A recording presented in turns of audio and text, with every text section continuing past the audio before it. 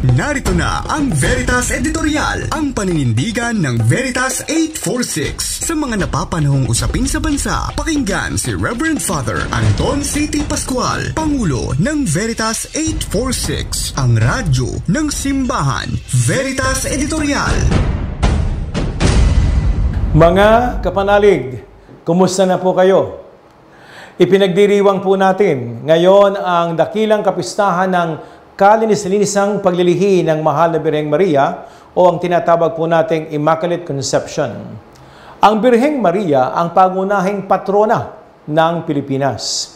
Itinalaga ni Pope Pius XII ang Immaculate Conception bilang principal na patroness ng bansang Pilipinas noong taong 1942. Noong 2024 naman, ang ika-170 taong anibersaryo ng pagkakatatag ng kapistahang ito ng opisyal na idineklara ni Pope Pius IX ang Katolikong katuruan ukol sa Immaculada Conception. Ano ba ang kahulugan niyan, kapanalig? Itinuturing ang ating bansa bilang Pueblo Amante de Maria, isang bayang nagmamahal kay Maria. Maraming parokya ang nakapangalan sa titulo ni Maria ng ating mahal na ina. Kaliwat kanan po ang mga piyesta sa kanyang karangalan, lalo na tuwing Mayo. Nananalangin tayo ng rosaryo. Laging may imahen o larawan ng ating mahal na ina sa maraming tahanan. Hindi maitatanggi ang pagmamahal natin sa Mahal na Birheng Maria bilang mga Katolikong Pilipino. Kasabay ng mga pagpapahayag na ito ng ating pag-ibig sa mahal na ina, kinikilala rin natin ang papel ni Maria sa mga isyong politikal sa ating bansa. Opo, hanggang sa politika. Para sa ating mga Katoliko, malaking naging papel ng ating mahal na ina noong People Power Revolution ng 1986. Maraming sumali sa mapayapang pag-aalsa iyon at nagbitbit ng imahe ng Our Lady Fatima kasama ang mga bulaklak, pagdarasal ng rosaryo, pag-awit upang hangarin o harangan ang malalaking tangke ng militar. Para sa ating mga Katoliko, naiwasan ang gulo, karahasan, patayan, at nanaig ang kalayaan, nanaig ang kapayapaan sa mapaghimalang EDSA People Power. Dahil nga sa presensya at panalangin ni Maria. Kaya itinayo ang isa sa pinakakilalang Marian Shrine sa Pilipinas, ang EDSA Shrine. Ang Birhen ay may titulong Our Lady, Queen of Peace.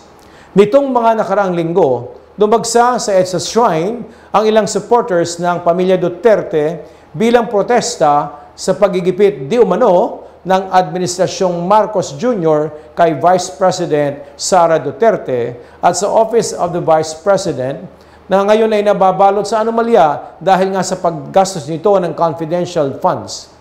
Iginiit ni Father Jerome Siciliano, rektor ng EDSA Shrine, na hindi totoo ang mga aligasyong pinaalis o pinagbawalang pumasok at manalangin sa simbahan ang mga taga-suporta ng pamilya Duterte. Pero binatikos niya ang mga ginagamit lamang ang simbahan para sa pamumulitika na tinatawag nating partisan. Dapat daw panatilihin ang kabanalan, kaayusan ng dambana ng Diyos.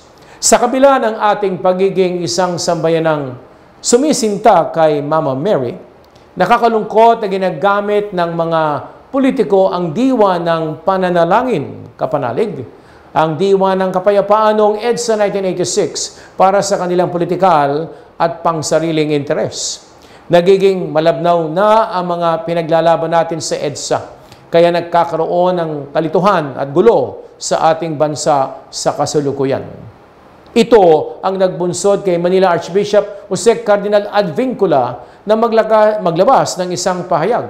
Pinapaalalahanan niya tayong manalangin upang magkaroon tayo ng pagkakasundo. Kababaang loob, karunungan ang dalawang pinakamataas na opisyal ng ating bansa, Marcos Duterte, nararapat at naaayon sa panlipunang turo ng Santa Iglesia, ang panawagan ni Cardinal Advincula. Ang pag-ibig sa kapwa ay magdadala sa atin ng kapayapaan. Magdadala sa atin sa pagkakasundo. Ganito rin ang sinabi ni Pope Francis sa Catholic Social Teaching Fratelli Tutti. Love, overflowing with small gesture of mutual care, is also civic and political. And it makes itself felt in every action that seeks to build a better world. Mga kapanalig, sa kabila ng ating pagiging pueblo amante de Maria, bakit bigo at magulo pa rin ang sistema ng ating politika sa bansa? Hinahamon tayo at ang ating mga pinuno na ipanalangin, maging aktibo sa pagpapanatili ng kapayapaan sa ating bansa.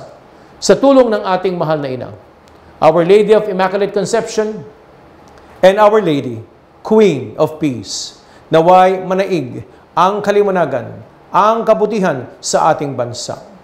Ayon nga sa aklat ng Isaias 37:12, ang bunga ng katwiran ay kapayapaan, at ito'y magdudulot ng katahimikan at pagtitiwala magpakailanman. Kapanalig, ipagdasal po natin ang bansa kay Mama Mary, ang babaeng hindi mahindian ng Diyos. Naway pakinggan tayo ng Diyos sa tulong ni Mama Mary, magharing kapayapaan, pagkakasundo, at tunay na kaunlaran ng lahat kasama na mahirap sa bansang Pilipinas. Sumainyo ang katotohanan. Inyong napakinggan ang Veritas Editorial. Ugaliing pakinggan ng Veritas Editorial kasama si Reverend Father Anton C.T. Pascual. Veritas Editorial.